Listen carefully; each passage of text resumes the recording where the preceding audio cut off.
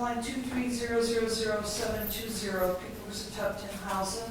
Good morning, your appearances, please. Good morning, Your Honor. Andrew Agioli on behalf of the people. Good morning, Your Honor. May it please this honorable court. My name is Jay Dallow, appearing on behalf and with my client, Ms. Tubton Sue Housing, who is standing to my right here in the box next to me. Ma'am, can you please state your name for the record? My name is Tubton Housing. Your Honor, today's date and time set for an arraignment on this matter. It's a first arraignment. We are ready to proceed. All right, good morning to all of you. As you said, we are here for arraignment. I will arraign Ms. Housen on the charges. Ms. Housen, it is alleged that on January 1 of this year, 2023, in Oakland Township, you were the driver of a 2016 BMW motor vehicle, and you knew or had reason to know that you had been involved in an auto accident on Rochester Road within this court's jurisdiction, and that you did fail to immediately stop your vehicle at the scene of the accident and remain there until you had complied with the law. And that accident resulted in the death of Benjamin Cable.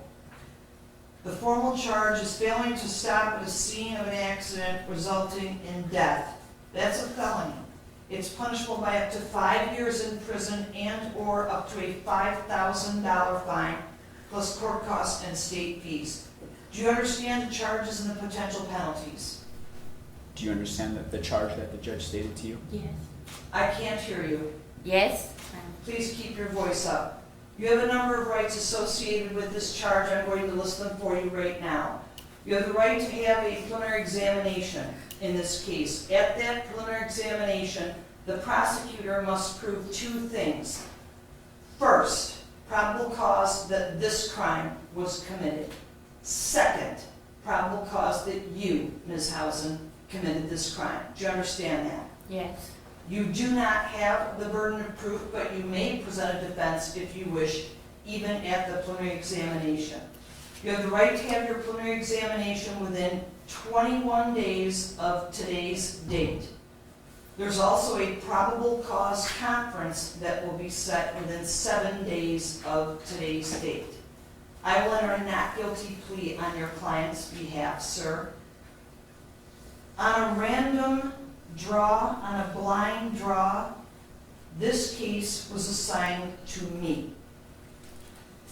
Your probable cause conference will be in 1 week. That will be Friday, March 24. It will be at 11:30 in the morning in person in this room. Your preliminary examination will be Thursday, April 6th. For now, we will set that at 10 o'clock in the morning. I will consult further with your lawyers to determine if we will stay on that date and time. But keeping your rights fully intact, it will be April 6th at 10 o'clock in the morning. Regarding bond, I have to set bond in this case. Do the people wish to be heard? Yes, we do, Your Honor. Go ahead. Thank you so much, Your Honor. The people are asking that bond be denied in this case. Your Honor, when we look at the severity of this offense, we are talking about fleeing the scene of an accident resulting in a death. Not only was there the tragic death, but this defendant is already known for leaving the scene, hence the charge. However, Your Honor, not even this, though, showed that maybe she wouldn't be a flight risk. Your Honor, this offense happened on January 1st. This defendant fled the country on the 3rd of January. She didn't leave Oakland County. She didn't even leave the state of Michigan. She fled the country. And Your Honor, all of the quote-unquote mitigating factors of having a job, a family, a son, employment, none of those factors kept her here. None of them. She still left. She was out in another country, did not inform the police, did not inform any governmental agency where she was. It took numerous governmental agencies in the United States basically having eyes on her, any agency, and out of the country eyes on her. So, Your Honor, not only is she an extreme flight risk, she fled in the people's theory to avoid prosecution. So again, Your Honor, under the court rule of 6.106, pretrial, yes, Your Honor, under subsection B, when we look at the factors, right off the bat, when looking at what the charges are currently and what this court rule tells us, is that if a defendant is charged with murder or treason or committing a violent felony, and then there's subsection A and B, which, Your Honor, I'm actually going to focus kind of on a mixture.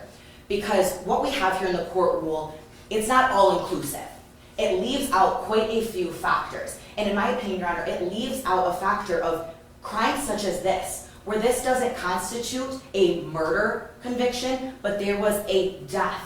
And it doesn't necessarily fall in a violent felony. However, in the category of leaving the scene causing a death, this is under the category of crimes against a person.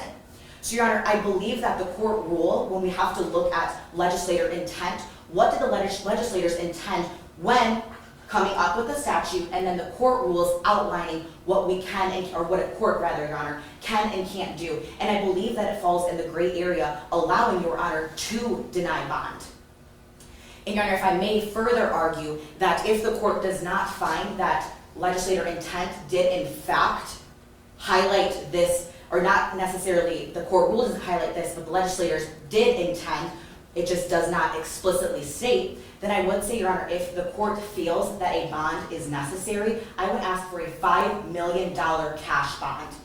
This is a family that has ties out of the country.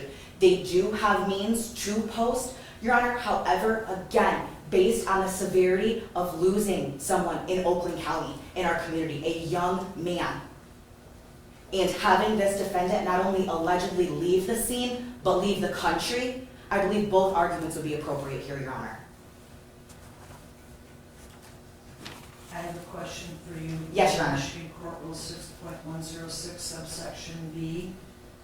You are correct. It indicates that the court may deny pretrial release to a defendant charged with murder or treason, or someone who's committed a violent felony, and with another factor.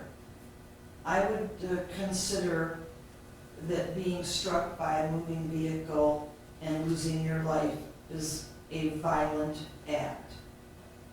But the court is required to find an additional factor under subsection A or B.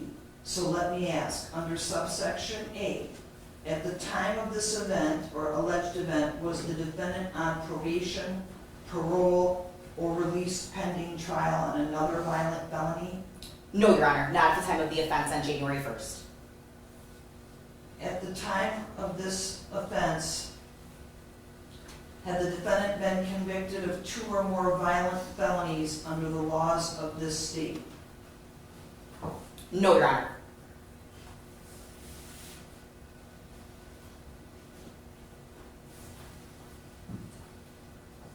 All right, thank you. Yes, Your Honor, thank you. If I may, Your Honor, first to address what Sister Counsel stated regarding numerous agencies to get her back here, that is a misrepresentation of what happened. First, if I can go back, the reason she left is to be with her family. She left in a panic.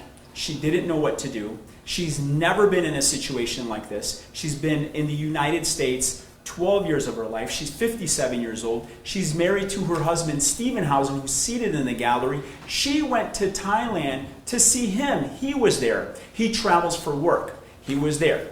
And he works there, and he works with the Departments of Defense there in Thailand. She went to go see him. She needed comfort, support. She didn't know what to do. She doesn't perhaps understand the laws here in the United States. So she went there. She wasn't fleeing to hide or escape. She needed support. She went there. Her husband was there. He came back. So she didn't leave leaving her family. Another misrepresentation by the assistant prosecuting attorney in this matter already. In citing 6.106 and its subsections, not murder, not treason, it's really hard to try to convince anyone that it was a violent felony. The charge here is failure to stop at a scene. I understand Your Honor reads it as there was a violent matter happen. However, subsection A and B are not satisfied, not at all. And I'm glad Your Honor went over that. I was going to. I'm glad you covered that, Your Honor. The assistant prosecuting attorney, in stating that this was a gray area, did not present any case law to support the position that she should remain being detained. She went to Thailand not to escape justice. She needs support. And then after that, Your Honor, I can get back to the numerous quote by Sister Counsel here. She went to the Thai authorities. She wanted to proceed and have that press conference there in Thailand, which she did. The Thai Deputy Minister of Authority did not feel it sufficient to incarcerate her. They trusted her. They believed that she would return on her own, and she did. Here she is, not because she was forced to, because she did it on her own. There are a few things here in the bail recommendation, if I may address it here.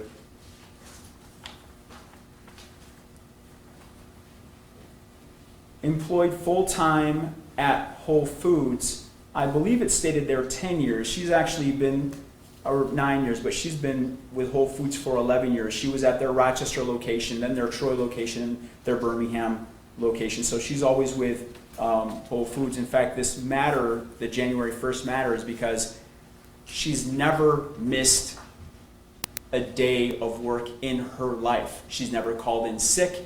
She's never called to give an excuse. That's the sort of person you're dealing with, someone who was afraid, not some sort of career criminal, not on probation, not on parole, zero criminal history, has a family that supports her. Her husband is here. Her son is also seated in the gallery, Your Honor.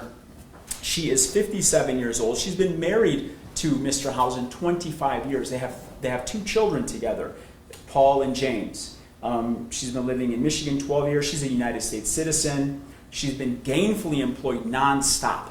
She has no excuses for ever not working or anything like that. No criminal history. In talking with her, when I speak to her about, going to court and the matters, she's such a gentle and kind person. This wasn't some sort of intentional act and I'm like, I'm going to run and I hope I'm going to escape. And no, she was scared. She panicked. The panic has subsided, Your Honor. That's over now. She's retained my services. Her family is here to support her. She is 100% going to appear at her next hearing. She's not a threat to society. Her passports have been taken from her. She doesn't have a driver's license anymore. Her husband and her son who are here are going to make sure that they're all going to work together as a family and make sure she doesn't do anything to violate any order you might have. We're going to come back and we're going to handle the PCC next week. And we're going to come back again and we're going to take care of the exam if that's what we're going to do. There is no concern. The 2 things Your Honor has to be concerned about are what? Flight risk and safety to the public. She's not a flight risk. That was when she had panic. The panic is over. She's back, Judge. Number 2, is she a threat to the public, to us, to the community? No, she's not going to be driving. She's going to be at home. She's going to be with her family, and she's going to handle this matter.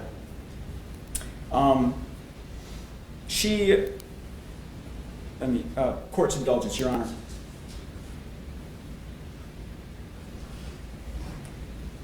She's here because she wanted to do the right thing. She's the one who arranged her coming back here. We did have the federal authorities help because of the extradition agreement that we have with Thailand, but then that matter was dropped. So the federal case has been dropped. She's here now.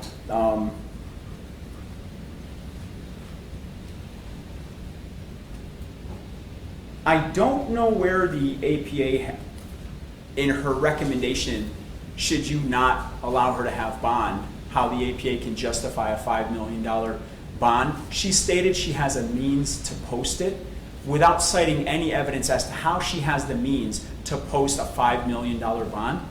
I believe that, Your Honor, in making a decision such as this, needs to make it based on facts and not just appeals to emotion. I would ask Your Honor for a personal recognizance bond. She has zero criminal history. Her family's here, and we will return for her next hearing. She's not a flight risk or a threat to the public. Thank you, Judge.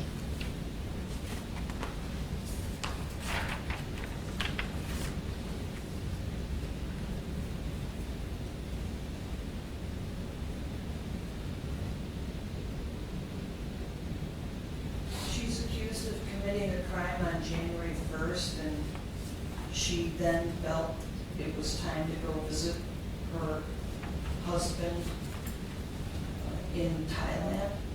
The way she did not decide it was time to go visit. In a panic, she went to Thailand to be with the one person in her life, 25-year partner.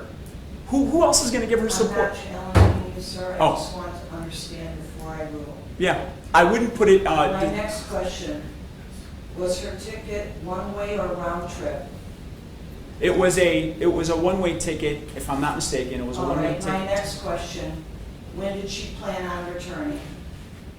She planned on returning as soon as she was able to sit down with her husband and discuss how she handled it. And then she made all the plans. She did it on her own. No one forced her. Your How Honor, long did that take? Well, we're in March now. She was able to return to San Francisco in February. I didn't mean that. Oh, I assume she reunited with her spouse on January 3rd or 4th of this year, on or about, if I'm not mistaken. I can All right. consult with her regarding that. discussed an important situation that happened on January 1st of this year, Fair enough. and then a month lapsed before she made arrangements to return. I don't think it's that way, no. She was with the Thai authorities. They helped her in putting all that together. It wasn't just, she said, no, I'm going to come back a month later. She had that press conference, I believe that was in January, and then after that they had to arrange for her flight and work with the U.S. courts as well, the marshals and such. And if I may address the first Excuse thing. me, did her husband accompany her back to the United States? No, he did not. He had. He's in the room today, I understand? I'm sorry? He's in the room today, I understand? Yes, Judge. And you know who he is, you can confirm that? Absolutely. Him and their son. My next question, does he have a passport? He does. Why couldn't he come here to offer her comfort? Why did she fly one way over 8,000 miles to see him? His action is not the action that I'm questioning. But Nor is the court, but she needed his comfort. Could she not have had him come here? the court's indulgence, Your Do Honor. they live in this court's jurisdiction? Yes, Your Honor. The court's indulgence, if I may, just a moment. Your Honor, when appropriate, I do have something to add to this specific conversation. I do have a question for you as well. Yes, Your Honor. When we January, I had a ticket to go to Thailand, go and come back. That's why I not buy ticket, come back, return, come back. You know? Hold on, say that again. Slow. I mean, 29 January, I have planned already. I have ticket already for go to Thailand vacation. That means have a return ticket, you know, to go and come back. That's okay. I understand. Yeah. Yeah, I understand. That's okay. Your Honor, regarding why didn't she have her husband come to the United States, we are asking someone who was in full panic, in a situation she's never in her life imagined being in. I'm not going to question every little action in the moment now that we have the hindsight to do that. She went there to be with him.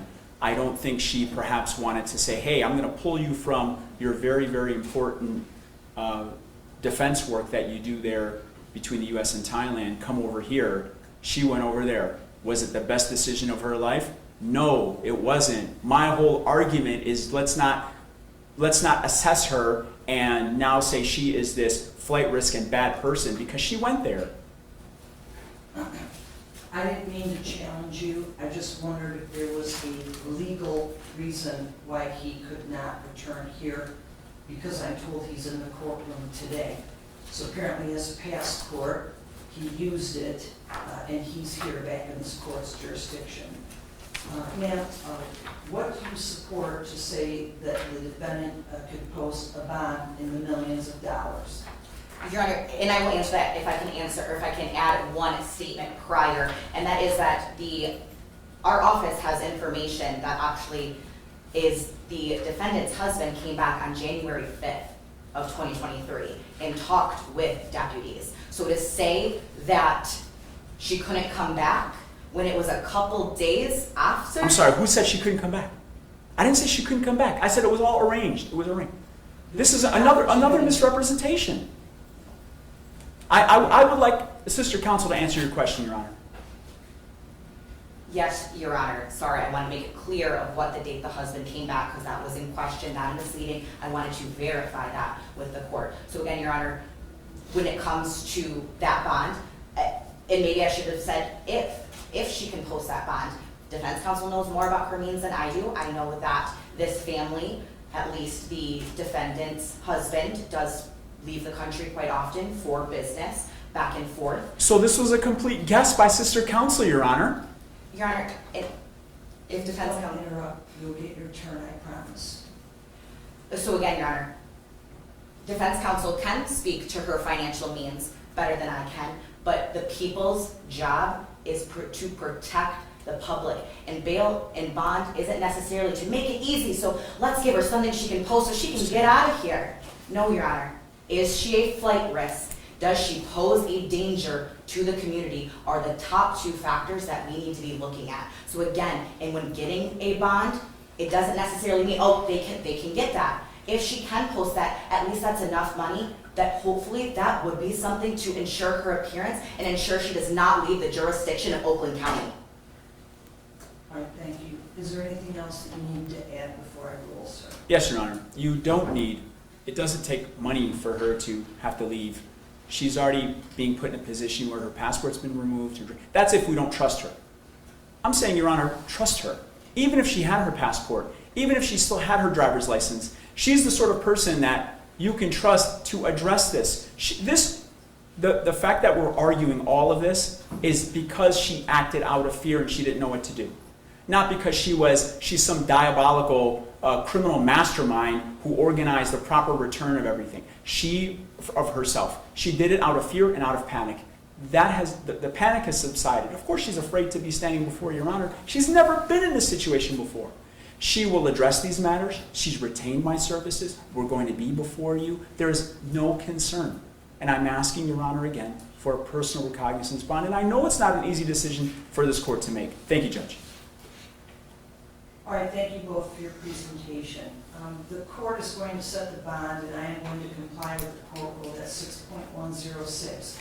Although the prosecutor has requested that the court rely heavily on subsection B, respectfully, I don't believe that applies in this case. She is not charged with murder or treason.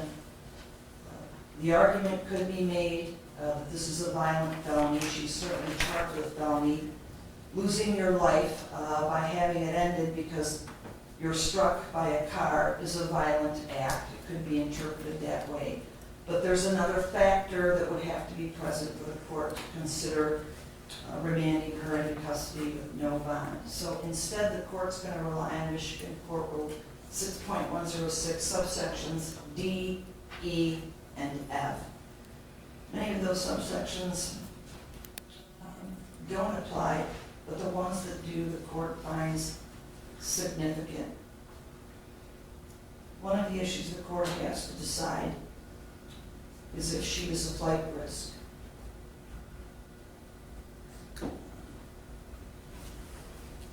Ms. Housen, I don't know much about this case, and today you stand here innocent of the charges. But I know that a day or two into this new year, you left your home, you left this court's jurisdiction, you left Michigan, you left the United States, and you bought a one-way ticket and traveled 8,000 miles away to another continent. And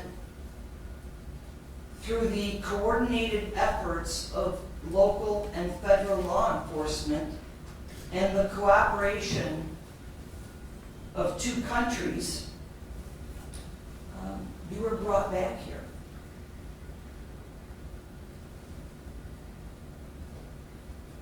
And if that shows anything, it shows you can run, maybe out of panic, but you can't hide. don't know if you're done panicking. I don't know anything about you. I know that you have the financial ability to leave this court's jurisdiction, and you did that. And so I cannot justify a personal bond in this case. I'm mindful that the prosecutor charged a crime punishable by up to 5 years in prison. This is not a life offense. Your bond in this case will be $1 million, cash, surety, no 10%. There are conditions of your bond. If you do post bond, you will be under house arrest. You will not leave your home in this court's jurisdiction for any reason, with the following exceptions. You will come to and all court-ordered events. You will wear a GPS tether so that we will know your whereabouts at all times. There's been a delay in these legal proceedings, and that delay was caused by you, and there will be no further delay. So the court is responsible to know your whereabouts at all times. I don't know, again, any of the details of this event, but I'm going to order that you not use or possess or test positive for any alcohol in your system. I do know the date of this offense. It was just into the morning hours of the first day of this year. If you do post a bond, you will rent a portable alcohol monitoring unit, and you will test in your home 3 times daily. You will test between 7 and 8 a.m., between 12 and 1 p.m., and between 8 and 9 p.m. in the evening. Your Honor, if I may address the portable alcohol unit? In a moment. I'm not done talking. Yes, Judge. You are to obey all state, local, and municipal laws. If it hasn't already been done, the court is taking your driver's license. If it hasn't already been done, the court is taking your passport. You cannot leave. You will not go anywhere except to and from court. Do you understand the conditions of bond? Yes, ma'am. Again, if you do post the $1 million cash or surety, then the portable alcohol monitoring unit must be obtained within 12 hours of your release from custody. Sir. Your Honor, thank you. Should she be released, posting the bond, Your Honor provided the exception of court. May I also request, on behalf of my client, an exception for seeing her doctor? She does have a doctor that she sees, so for any medical treatment, if she may go, and also for any, should she be allowed to return back to work. I would allow, yeah, I don't want to ruin her future going forward, so I would be asking for her for health reasons, medical, and for work purposes. Does she have a scheduled upcoming surgical procedure? Not to my, no, she does not, but, she does. Any medical appointment she schedules will be telemed. She can do it via video from her home. And what about work, Your Honor? She's not going to work. Okay, and Your Honor mentioned the portable alcohol unit. Without divulging too much, regarding January 1st, substances played no part at all with why she is alleged to have been in the car, and it's also not in any of the report here. So I would ask Your Honor not to assign her any sort of alcohol or testing. It had nothing to do with what happened at all. She has no history of it either. If she makes bond, she'll be confined to her home. You told me that she makes panicked and rash decisions. I don't want her to use, possess, or test positive for any alcohol, even when she's in her home. Anything else, sir? Nothing, Your Honor. Thank you. Your Honor, I do have 2 other things to add. I just want to make it clear for the record that both passports, she does have more than one, so both will be taken by this court. And I Yes. also would like to ask for a condition of no contact with the family. No indirect, no direct contact, nothing.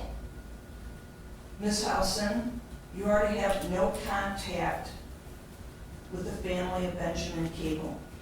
In this court, no contact means face-to-face, over the phone, internet, text message, United States mail, and don't send a family member or friend. Do you understand that? Yes. Anything else? No, thank you so much, Your Honor. Anything else on this matter for today? No, Nothing for the people. just regarding the passports, if the people can confirm, perhaps, yeah, I have it here in the bail recommendation, page 2, additional consideration, bullet point number 3. She voluntarily returned to the U.S. Per Detective David of OCSO, both of the defendant's passports, U.S. and Thai, have been confiscated by federal authorities. That would satisfy the court's order that she has no driver's license and no passport. As long as it's in the custody of law enforcement, that satisfies the court order. Until then, we'll reconvene 1 week from today, March 24, at 11:30 in the morning for a probable cause conference. Yes, Your Honor. Thank you, Your Honor. Thank you, Judge. That concludes the matter. Thank you.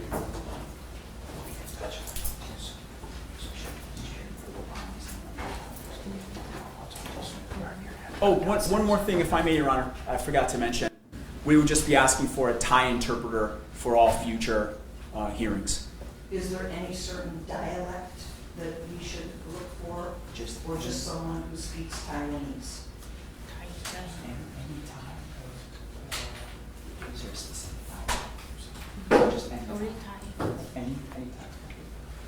Any Thai interpreter is fine, Judge. We'll have that person here on March 24th. Thank you so much. Thank you. Thank you, Your Honor.